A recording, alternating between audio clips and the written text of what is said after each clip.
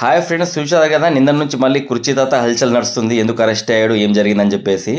So Vizag Satya, Uppal Balu, TikTok stars వీళ్ళు ఏమంటారంటే, కుర్చీ తాతను ఎంతో ఆదరించాము, అతను 4 రోజులు స్నానం చేయకుండా అతన్ని ఆదరించి అతనితో స్నానం చేయించి అతనికి డబ్బులు ఇప్పించాము, అయినా కానీ అతను రుణం లేకుండా మా గురించి చెడుగా మాట్లాడడము, మమ్మల్ని చంపేస్తానడము వలన మేము అరెస్ట్ చేయించామని చెప్పారనమాట.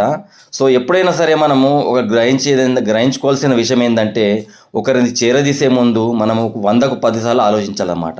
ఎందుకంటే ఎవరు ఎలా ఉంటారో మనకు తెలియదు. కాబట్టి స్ట్రేంజర్స్ని మనము చేరదీసే ముందు కొంచెం ఆలోచించుకొని చేరదీయాలి.